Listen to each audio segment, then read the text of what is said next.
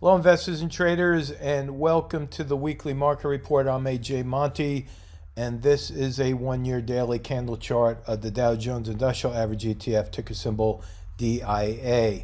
As I zoom in here, you'll see that I left my lines on the chart from last week, where I drew this diagonal line in an upward direction, saying that we would most likely break out of the high from back here in mid-March. And the end of that line right there at 334.86 was my target. Now, we hit that early in the week, and now that we are over that resistance, it's important for you to understand that former resistance right here, once broken, as we saw this week, turns into support. And so this new support level is more or less matching with the 20-period moving average, which is this blue line. So as the prices continue to stay over support, the 20-period moving average will continue to drift up, acting as support. So we really have to keep an eye on that as a risk management note, because if the market breaks out below that moving average, then the next role reversal support level is down here right around 320 for the diamonds. So what's my forecast for next week? I'm going to have to extend the price action here by condensing the price axis. And so next week, I think because of the increase in volume today on Friday, I think we're going to go just a little bit higher, with the end of my line, again being the target for the Dow, at 339.77. So keep an eye on that. Now, if you take a look at the IWM, which is the Russell 2000 ETF, I'll zoom in here for you to show you that my forecast lines were basically right on target here, except it was leading the price action. And of course, that's not actually what happened. It's just what my forecast turned out to be. And I said that we would most likely move up on the Russell, but definitely pull back. And I talked about a head and shoulders pattern that's forming right now, which is something that investors around the world are going to be watching, because we have a perfect textbook head and shoulder pattern with the left shoulder right there, the head being the high from mid-March. And now that we have a pivot point to the downside, we have a right shoulder. Now, when drawing a head and shoulders pattern, what you do is you more or less draw a support level at the trough here. Each low here and here is connected. So I'm just going to put NL for neckline. And being that the Russell 2000 did not close over that 20-period moving average, that 20-period moving average is now going to act as resistance. So my forecast for IWM is going to be lower. Why? Again, because there's a failure to rally.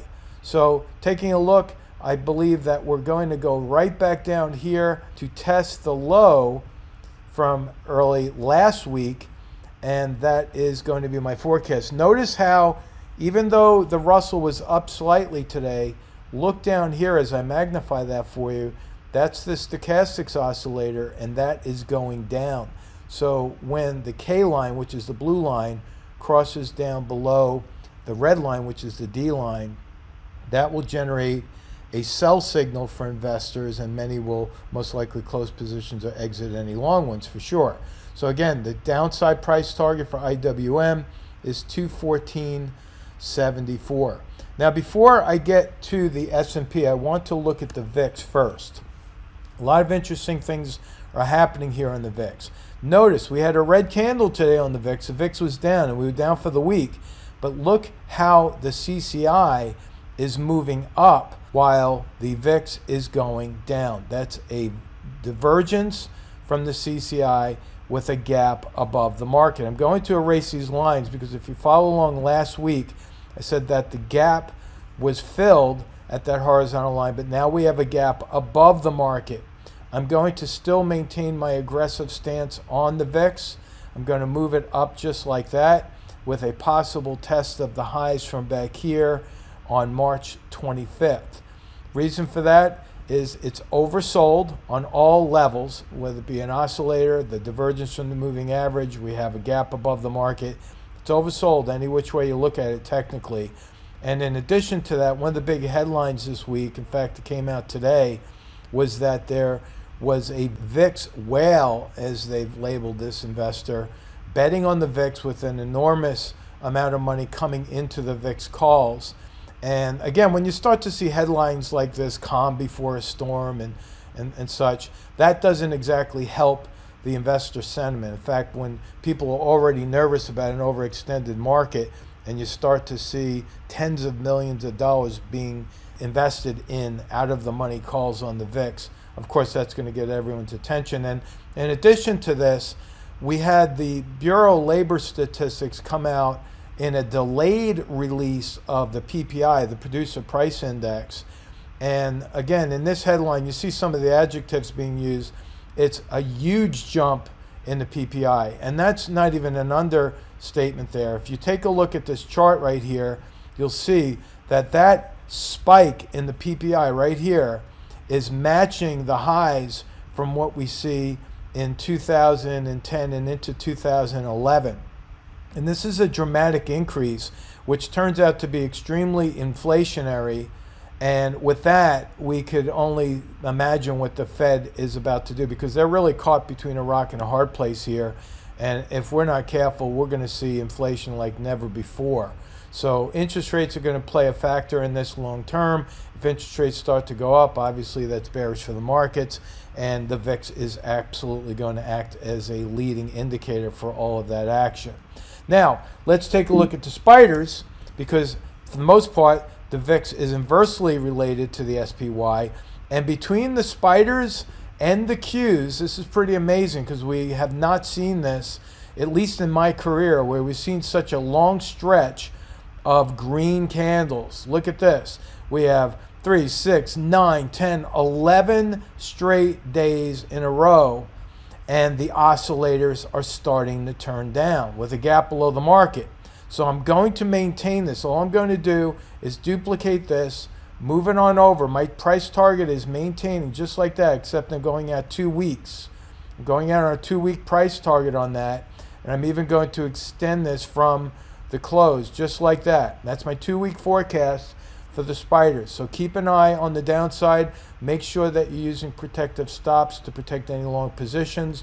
If you're an option trader, you're probably excited about some of the put spreads you might be putting on, but that's the spiders. Now, take a look at the Qs. Similar position. Look at that. Straight green all the way with gaps all the way up. We have a gap here, a gap here, a gap here. 3 gaps below the market are going to act as a price magnet. So again, I'm just duplicating this and moving on and over, and I'm going to keep my price target just like that. The only thing I'm going to do is extend that into the future. I'm going to just make that as straight as I possibly can for you. Just like that. That's my forecast for the Qs. Now, you think that's aggressive, but in reality, that would be an honest pullback or a correction, because the support levels down here around 305 is going to lead us right where we were not too long ago in the beginning of March. Now, if we take a look at a monthly chart on this, again, look at that. We have an amazing divergence from this moving average, and here we are coming into the second week of April. Can you see that volume right there? That's almost pitiful. That is one of the lowest volume bars we've had in many years, in fact 20 years. And if it keeps up like this, we're not even going to make it a quarter of the way up from the volume last month. And that is very bearish. So keep an eye on the Qs. Make sure you put your stops below some key support levels.